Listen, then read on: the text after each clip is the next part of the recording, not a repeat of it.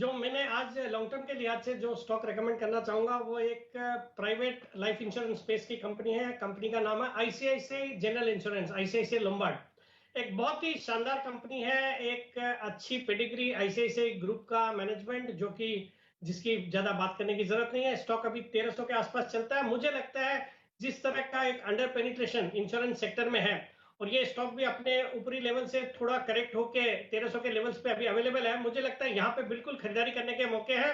मेरा इस स्टॉक में आने वाले 9 से 12 महीने में 1500 रुपए का लक्ष्य है।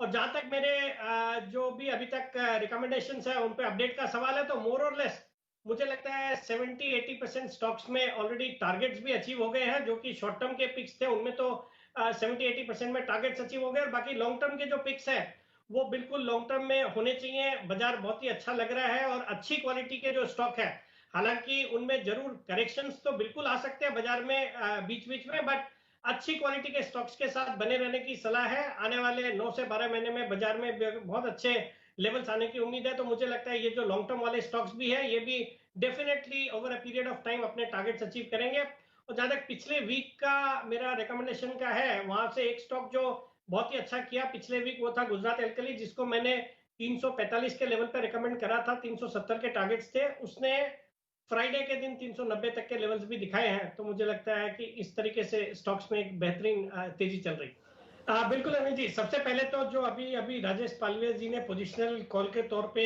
स्टॉक रिकमेंड किया क्रेडिट एक्सेस ग्रामीण, वो पिछले वीक ट्यूसडे इवनिंग को बाजार आज और कल जो शाम का शो था उसमें मैंने 610 रुपए में रिकमेंड करा था 700 के टारगेट के लिए, जो अचीव होके काफी ऊपर निकल गया है।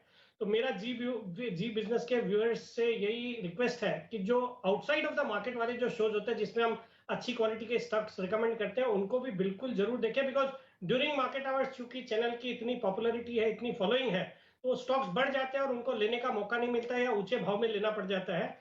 तो शाम के शो जैसे बाजार आज और कल में जो अच्छी क्वालिटी के स्टॉक्स हम लेके आते हैं उन पे बिल्कुल ध्यान रखना चाहिए। और जहां आज लॉन्ग ये पोजिशनल तौर के रूप में मुझे जो स्टॉक पसंद आ रहा है वो अगेन एक लाइफ इंश्योरेंस कंपनी है। कंपनी का नाम है SBI life insurance, public sector life insurance company. बहुत ही जबरदस्त कंपनी है। और जैसे मैं अभी थोड़ी देर पहले आईसीआईसीआई लोम्बार्ड के दौरान भी जिक्र कर रहा था, इंश्योरेंस का जो सेक्टर है हाईली अंडर पेनिट्रेटेड है भारत में, और ट्रिमेंडस अपॉर्चुनिटी है। और with in insurance life insurance और ज्यादा अच्छा पोटेंशियल रखता है। मुझे लगता है ये स्टॉक भी कमाल कर सकता है। मेरा बहुत ही शॉर्ट टर्म यानी कि पोजिशनल रूप में यहाँ से 10-15 दिन 2-3 सप्ताह में मुझे लगता है 915 तक के लेवल्स बिल्कुल आ सकते हैं। करंट लेवल्स है 860 का, और 830 का स्टॉप लॉस मेंटेन करने की सलाह है। बिल्कुल अनिल जी, जो स्टॉक मैं रिकमेंड करने जा रहा हूँ शॉर्ट टर्म के लिए, भाव है अभी 905 रुपए का, मेरा टारगेट रहेगा 950 का, और स्टॉप लॉस डालना 885 का।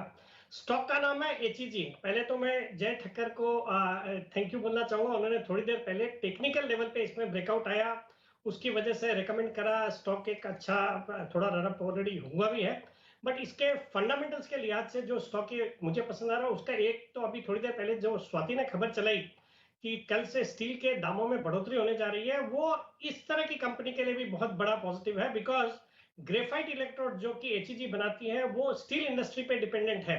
और जिस तरह से हमने देखा कि इस क्वार्टर में भारत एक नेट स्टील का एक्सपोर्टर निकला है, चाइना को स्टील एक्सपोर्ट किया है हमने, तो ये जो स्टील की डिमांड के कारण ग्रेफाइट इलेक्ट्रोड जो कि पिछले साल बहुत ही पिटा हुआ था, वो अब बिल्कुल वापस से मोमेंटम में आएगा। और मुझे लगता है ये जो एचईजी जो कंपनी है, FY19 का अगर इसका आप रिजल्ट देखेंगे तो एक ड्रीम ईयर था जब कंपनी ने 3000 करोड़ के प्रॉफिट उस साल में किए थे, जो कि आज मार्केट कैप ऑलरेडी सिर्फ 3000 करोड़ का कंपनी का है या 3500 करोड़ का है।